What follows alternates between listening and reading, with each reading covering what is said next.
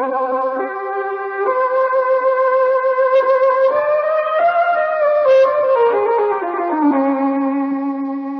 me? You can't think who the devil's writing to me. Let it wait. Looks interesting, Uncle. It's got a foreign stamp. Well, we'll give it here, then. Better find out, I guess. Now, what the...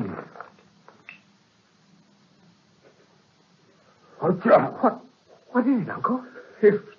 It's death! It's death! Uncle, wait! Come back!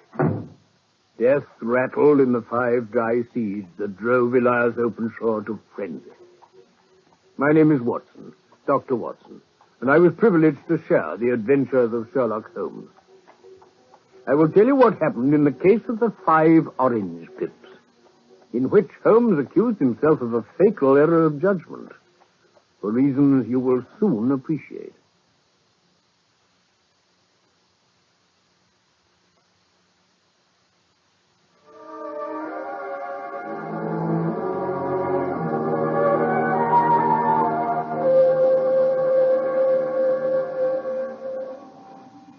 Holmes? Wasn't that the bell? I wasn't aware of it. Who on earth would come on a night like this? Come in. Yes, Mrs. Hudson. Oh, excuse me, gentlemen. Mr. Holmes, a visitor for you. Can you see him? Kindly show the gentleman in. Mr. Holmes will see you, sir. Will you step in? Thank you. It's very good of you, Mr. Holmes. Not at all. My friend and colleague, Dr. Watson. How do you do? How do you do, Doctor? Sit here, Mr... Oh, I beg your pardon, Openshaw, John Openshaw. Mr. Holmes, I heard about you from Major Prendergast, how you saved him in the Tankerville Club scandal. Ah, I remember. He was wrongfully accused of cheating at cards. Yes. May you be successful with my case. I hope so. But I doubt whether you've ever listened to a more mysterious chain of events. Pray tell them to us, Mr. Openshaw, and I will judge. Very well. To begin at the beginning, my grandfather had 2 sons, Joseph, my father, and Elias, my uncle. My father had a small factory at Coventry, which he enlarged at the time of the invention of bicycling. It was such a success that he was able to sell the business for a handsome figure and retire. My uncle Elias emigrated to America when he was a young man, became a successful planter in Florida. He fought in the Civil War in Jackson's army, and then under Hood, who made him a colonel. When Lee laid down his arms, my uncle returned to his plantation, but after 3 or 4 years, he came home and he took a small estate in Sussex, near Horsham. How long ago was this? 17 or 18 years. Uh-huh. Well, after he'd been settled here for about 9 years, he asked my father if I might go to live with him for a while. I was about 12 at the time. He'd taken rather a fancy to me, even though he'd never have anything to do with friends or neighbors, or even, for that matter, with his own brother. Indeed? My father accepted. But I was a bit daunted by my uncle at first. He was fierce and quick-tempered. He drank a great deal, smoked heavily, scarcely ever set foot outside his own grounds. Still, he was very kind to me in his way. Made me his agent in dealing with servants and tradespeople. And by the time I was 16, I was quite master of the house. Extraordinary. Yes. I could do what I liked, go where I pleased. Oh, that is with the exception of one locked room up amongst the attics. Of course, I peeped through the keyhole, but all I could see was old lumber and trunks and so forth. I'm sorry to go into all this detail, but I think you may find some of it relevant, Mr. Holmes. Pray continue, Mr. Openshaw. Well, now I come to a day in March 1883. I was having breakfast with my uncle when a servant brought in a letter which had just been delivered. For me? You can't think who the devil's writing to me. Let it wait. Looks interesting, Uncle. It's got a foreign stamp. Foreign? Who the blazes? India. India? Well, what's that postmark say? Pondicherry. It's on the East Coast, the capital of the French possessions in India. You don't say. Well, we'll give it here, then. Better find out, I guess. Now, what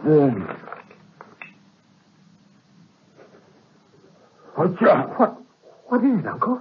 It's death! Uncle! Uncle, wait!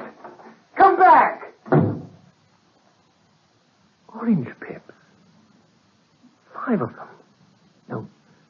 No letter, but... What on earth? It was the letter KKK scrawled in red ink on the flap of the envelope just above the gum. That's all there was, gentlemen. Just that and 5 dried orange pips. How very odd. Remarkable. Well, as you can imagine, my uncle's abrupt flight from the breakfast table had alarmed me, and I ran out to look for him. I found him coming down from the attics with a small brass box in his hand. He called to me to send down at once to Horsham for his solicitor, Fordham. When the lawyer arrived an hour later, I was asked to join them both in my uncle's room. I noticed that the brass box stood open and empty beside the hearth, and that there was a mass of black, fluffy ash, as from burnt papers, in the fire. John, I've called you in because I want you to witness my will. Your will, Uncle? I'm leaving my whole estate to my brother, your father, with all its advantages and disadvantages. No doubt it'll come to you in turn. If you can enjoy it in peace, then well and good. But if you can't, take my advice, boy, and leave it to your deadliest enemy. But I don't understand, Uncle Elias. I hope you never will. I'm sorry to pass on such a two-edged thing, but that's the way it is. Now, if you'll be kind enough to sign the paper where Mr. Fordham shows you. Just here, if you please. You can imagine what an impression all this made on me. I can quite imagine. In the weeks that followed, I couldn't shake off a vague feeling of dread. I could see a change in my uncle, too. He drank more than ever. He spent most of his time shut up in his room with the door locked. But sometimes he'd come out in a sort of frenzy with a revolver in his hand and go about the house and the grounds raving that he was afraid of no one. Well, to come to an end of it, Mr. Holmes, there came an evening when he made one of those drunken sallies into the garden from which he never returned. Never returned? We found him face downwards in a little pond at the foot of the garden. There was no sign of violence, and the water was only 2 feet deep. The jury at the inquest brought in a verdict of suicide. But you don't think it was, though? I found it hard to persuade myself that it could have been. Mr. Openshaw, let me have the date of the reception by your uncle of that letter from India and the date of his supposed suicide. The letter arrived on March the 10th, 1883. 1883. His death was on May the 2nd, 7 weeks later. May the 2nd. Thank you. Pray proceed. Well, my father passed into possession of the estate. He liked the house, and he decided to make it our home. Well, as you can imagine, one of the first things I did was to search that locked attic. Yes? We found the brass box there, although its contents had been destroyed. But on the inside of the cover was a paper label with the initials KKK repeated upon it, and letters, memoranda, receipts, and a register written beneath. But there was nothing else of much importance, mostly odd possessions and a great many scattered papers and notebooks. What kind of papers? Oh, mostly bearing on my uncle's life in America. He seemed to have done well in the war and had the reputation of a brave soldier. The rest were concerned with politics. Politics? Yes. Evidently, he took a strong part in opposing the carpetbag politician sent down from the north, and he was a violent opponent of the colored people's rights. But now I must tell you the rest of my story. Go on. We come now to the beginning of 1885, about a year after my father had taken possession of the house to Horsham. Again, it happened at the breakfast table. What on earth is this, John? Father, the 5 orange pips. You remember what I told you about Uncle Elias? Oh, that nonsense. Oh, look. There it is, written on the flap of the envelope again. KKK. Yes. There's something else, too. Put papers on sundial. What papers? What sundial? There's a sundial in the garden. It must mean that. But the papers, those must be the ones that Uncle Elias destroyed. Oh, rubbish, boy. Some preposterous practical joke. Where's this been sent from, anyway? Dundee, you said that the letter was from India, didn't you? Only 3 days after that letter arrived, my father went to visit an old friend of his. He never came back. Oh, no. They sent word to me to say that on his way home alone at dusk, he'd evidently fallen into one of the chalk pits in the neighborhood. He'd been found with his skull shattered. Great heavens. There were no signs of violence, no footmarks, no robbery. The jury had no hesitation in bringing in a verdict of death from accidental causes. They would. And now I come to the final part of my story.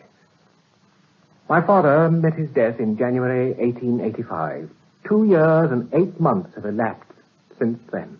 During that time, I have lived happily at Horsham, and I'd begun to hope that this curse had passed away from the family. But this morning, Mr. Holmes, I received these. 5 orange pits. They were in an envelope posted in the eastern part of London. And there, you see the letters K, K, K in that same order, put papers on sundials. What have you done? Nothing. Nothing? No, I felt hopeless. But you must act, man, or you're lost. Nothing but energy can save you. I have seen the police. Yes? They just smiled. I think the inspector believes the letters are all practical jokes and that the deaths were coincidences. Incredible But imbecility. they have, however, allocated me a policeman who may remain in the house with me. Has he come here with you tonight? No. His orders were to stay in the house. Oh, of all the stupidity. Mr. Openshaw, why didn't you come to me at once? Well, it was only today that I heard of you from Major Prendergast. It's 2 days since you had the letter. We should have acted before this. Have you any further evidence which might help us? There is one thing.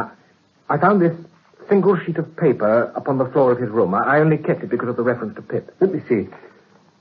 March 1869, 7th. Set the pips on Macaulay, Paramore, and Swain. 9th, Macaulay cleared. 10th, John Swain cleared. 12th, visited Paramore. All well. It's undoubtedly my uncle's writing. Thank you. And now, you must on no account lose another instant. We cannot spare the time even to discuss what you've told me. But surely... You must get home instantly and act.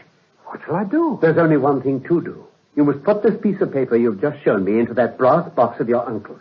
You must also put in a note to say that all the other papers were burned by your uncle and that this is the only one remaining. You must assert that really convincingly. You understand? Yes. Then you must at once put the box out onto the sundial as directed. Don't think of revenge or anything of that sort at present. We have our web to weave, but theirs is already woven. The first consideration is to remove the danger to you. The second is to clear up the mystery and punish the guilty. Tomorrow, I shall set to work upon your case. I shall see you at Horsham, then? No. Your secret lies in London. It is here that I shall seek it. And now, good evening, Mr. Openshaw, and good luck.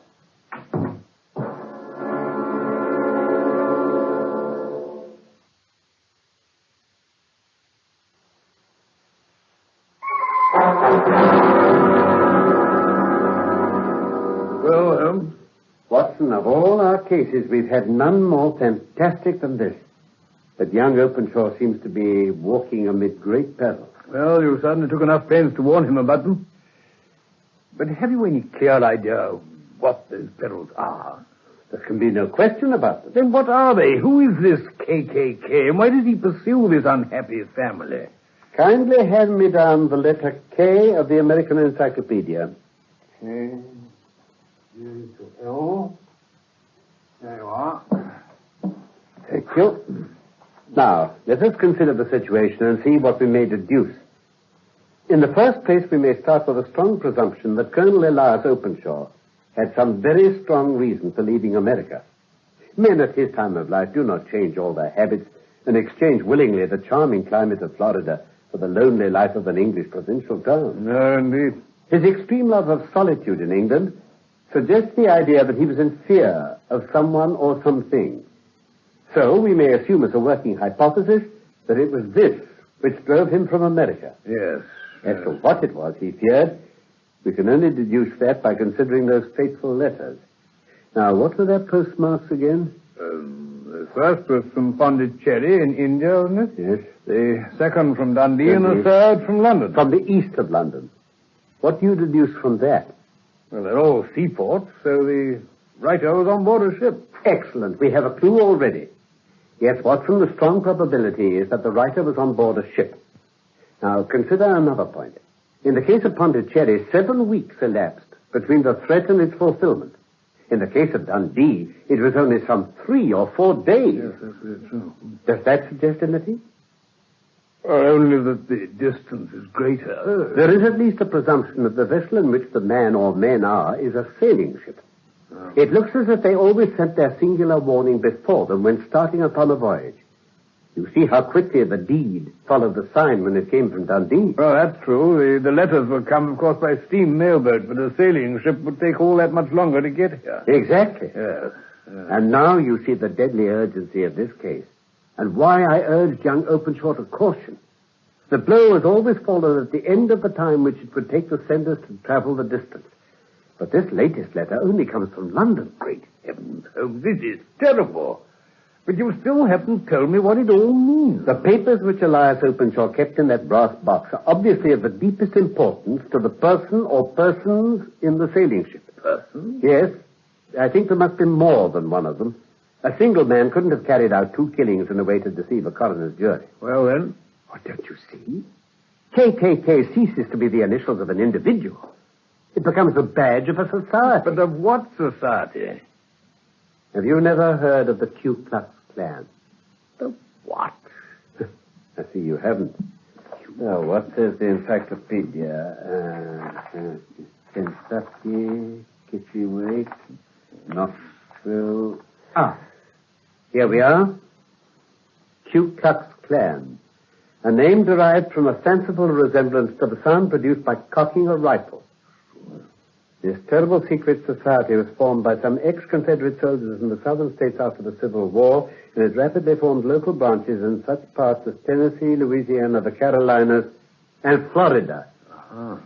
Its power was used for political purposes, principally for the terrorizing of colored voters, and the murdering or driving from the country of those who were opposed to its views. And now listen to this, Watson. Its outrages were usually preceded by a warning sent to the marked man in some fantastic but generally recognized shape. A sprig of oak leaves, melon seeds, or orange pips. Jove, Holmes. Yeah, I don't think the rest will help us. So I see that the general collapse of the movement came in 1869, which you'll remember was the very year Elias Openshaw returned to England from America, bringing those papers with him. So it was. Then you think that he was a leading member and that those were records which would implicate some of the others? With no doubt some important citizens of the South amongst them. I fancy that there are some who will not sleep easily until they know that those papers no longer exist. Holmes, that page from his uncle's diary young Openshaw showed us. How do you interpret that? Well, quite simply. It ran something like, set the pips on A, B, and C. What's then the society's warning to them? Then there are successive entries that A and B were cleared, or presumably left the country, but that C was visited, with, I fear, sinister results for him. Holmes, it's a grim outlook for young Openshaw until they know he no longer possesses those papers. It is indeed, Watson. Watson, you'll excuse my not waiting breakfast for you. I have a busy day ahead of me. Holmes, you're too late. What? I've just got the newspapers. Young Openshaw, he's dead. Oh, I feared as much. How was it done? You listen to this. Tragedy near Waterloo Bridge. Between 9 and 10 last night, Police Constable Cook of H Division on duty near Waterloo Bridge heard a cry for help and a splash in the water. The night, however, was extremely dark and stormy, so that in spite of the help of several passers-by, it was quite impossible to effect a rescue. Later, water police recovered the body of a young man who was identified by papers on him as John Openshaw of Horsham. It is believed that in hurrying to catch a train from Waterloo Station, he missed his way and walked over the edge of one of the landing places for river steamers. The body bore no traces of violence, and there can be no doubt that the deceased had been the victim of an unfortunate accident. Well, Holmes? This hurts my pride, Watson. It becomes a personal matter with me now. And if God sends me help, I shall set my hand upon this gang. That he should come to me for help. And that I should send him away to his death. Holmes, you couldn't have foreseen... No, don't try to excuse me, Watson. I'm going out now. The police? No. I shall be my own police. When I have spun the web, they may take the prize, but not before. Here you are, sir.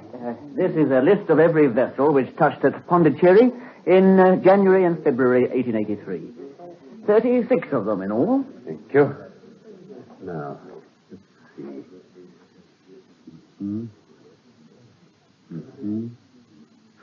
Ah, Sir? the bark Lone Star. Sir? The Lone Star State. Texas, I think. Yes, sir. She's an American, all right. Now, have you the Dundee records for January 85? Yes. Yes, sir. Yes, sir. Capital. So, what we must ascertain is... There. The only one of those vessels which called at Pondicherry in 83 and which also called at Dundee in 85 is the Lone Star.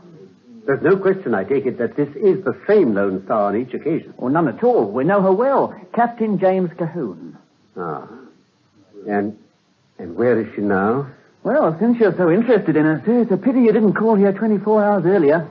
She went down river on this morning's tide from the Albert Dock, bound for Savannah. No. I might have known. Well, is there anything I can do, sir? I fear not. Once again, I'm too late. But while I am here, you can perhaps give me some information about her captain and crew. Oh, with the greatest pleasure, Mr. Holmes. We pride ourselves on the most up-to-the-moment shipping records in the entire country. Holmes, at last. Where on earth have you been all this time? Where's that loaf of ours? Loaf? Oh, it's under the cover on the sideboard, of course. Thank heaven. Holmes, there is a bread knife. Oh, you're hungry. Starving. I've had nothing since breakfast. Nothing, but it's nearly midnight. Not a bite. Haven't had time to think of it. By the by, have we an orange? What? Oh, of course, there's one here, I think, but Mrs. Hudson will have something cold downstairs. I don't wish to eat it, Watson. Hand me that knife. No, I mean to cut it and squeeze it and then 1, 2, 3, 4, 5 pips. Into this envelope they go. And I address it to Captain James Cahoon, Bark Lone Star, Savannah, Georgia. Holmes, what on earth? It'll await him when he enters port, Watson. I wish him to suffer at least one sleepless night such as he inflicted on some of his victims. He's your man, then. One of them. The Lone Star was in Pondicherry in 83 and Dundee in 85, just at the time when those letters were sent from those places. She was also in London until this morning.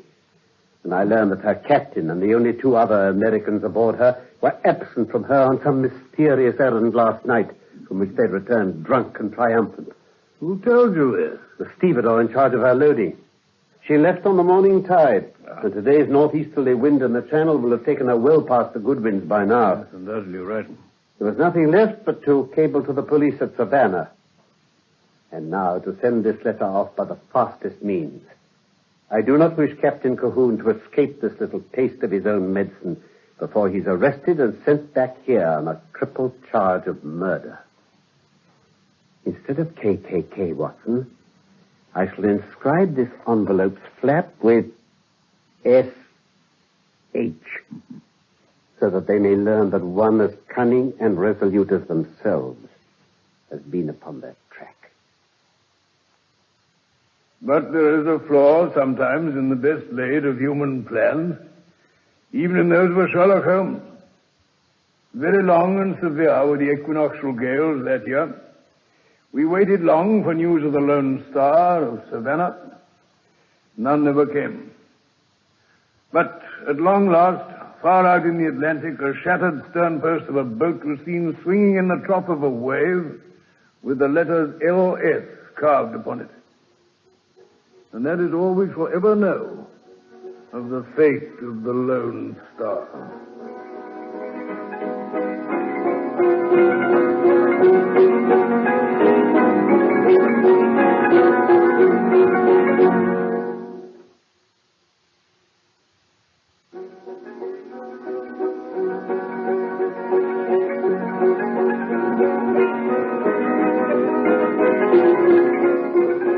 The Case of the Five Orange Pips was one of the earliest stories of Sherlock Holmes, written by Sir Arthur Conan Doyle.